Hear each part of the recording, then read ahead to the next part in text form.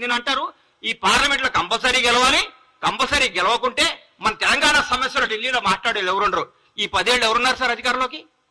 మీరు ఎంతమంది ఎన్నిసార్లు మీరు ప్రధానమంత్రి గెలిచారు సార్? ఎన్నిసార్లు కేంద్ర మంత్రులు గెలిచారు సార్? ఎన్నిసార్లు తెలంగాణకు రావాల్సిన హామీల గురించి మాట్లాడుకున్నారు సార్ మీరు? 30 రోజుల్లో మా ముఖ్యమంత్రి గారు, మా మంత్రులు ప్రతి ఒక్క సమస్యని ప్రధానమంత్రి గారి దృష్టికి, హోంమంత్రి గారి దృష్టికి, ప్రతి మంత్రి దగ్గరికి పోయి సార్ మా పరిస్థితి, మాకు ఇది రావాలి, మాకు ఇంతమంది ఐఏఎస్లు కావాలి, మాకు ఇది కాదు. కనీసం తెలంగాణ ఆత్మగౌరవం చెందమైన జనవరి 26 నాడు చట్టకాన్ని పెట్టించారు సార్ మీరు. మా ముఖ్యమంత్రి గారు పోయి ప్రధానమంత్రి గారిని రిక్వెస్ట్ చేసి సార్ మా తెలంగాణ గౌరవం ఇది, మాకు ఇవ్వండి సార్ లెటర్ పంపిస్తే మాకు ఓకే చేశారు. అది ముఖ్యమంత్రి గారు చేస్తున్న పని. ఇంకేం సార్ మీరు మాట్లాడితే? మీరు ఏం కావాలి మీకు? మేము ప్రజల పరిపాలన కూడా బాగా చేయొద్దా? జనాన్ని వివేకవంతులు చేయొద్దా? జనాన్ని ప్రగతి పదం వైపు దూసుకుపోనియొద్దా? తెలంగాణ అవినీతిని అంతం చేయొద్దా? ఏం చేయమంటారు?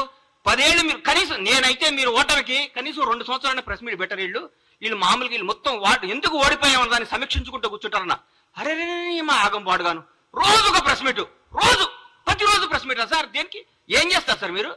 మీరు ప్రగతి భవన్ నుంచి వెళ్ళిపోయిన రోజు నుంచి ఈ రోజు వరకు చూస్తున్నా మీరు ఆ టీఆర్ఎస్ భవన్ లో కూర్చొని ప్రెస్ మీట్లు పెట్టుకోవాల్సిందే. రాబోయే 10 ఏళ్ళు, రాబోయే 10 సంవత్సరాలు మీరు టీఆర్ఎస్ భవన్ లో ప్రెస్ మీట్లు పెట్టుకోవాల్సిందే. మీరు ఈ ప్రజా ప్రభుత్వాన్ని చూసి కుళ్ళుకోవాల్సిందే. ఈ ప్రజా ప్రభుత్వం గురించి మీరు రోజు బాధపడాల్సిందే. మీరు ఏ విధమైన చేయలేరు. అధికార నియామకాల్లో కూడా సమాజం పాటించింది మా ప్రభుత్వం. ఎవ్వరికి ఎక్కడ బంధు ప్రీతి, కుల ప్రీతి, రాగ ద్వేషాలకు దూరంగా పెట్టి సమర్థవంతమైన నాయకుల్ని, నిజాయితీవంతమైన నాయకుల్ని నియమించింది మా ప్రభుత్వం.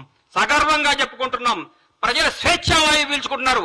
అబ్బా ఎంత హాయిగుందరా, బ్యూటీ ఆఫ్ డెమోక్రసీ ఎంత బాగుందిరా, కాంగ్రెస్ ప్రభుత్వం ఎంత పరిపాలిస్తుందిరా, ఇందిరమ్మ రాజ్యం అంటే ఇదే కదా, సోనియమ్మ కన్న కళ్ళు ఇయే కదా, సోనియమ్మ అందుకనే కదా తెలంగాణ రాష్ట్రాన్ని ఇచ్చింది, మన పరిపాలించుకోవడానికి కదా తెలంగాణ ఇచ్చింది మాట్లాడుతున్నాం.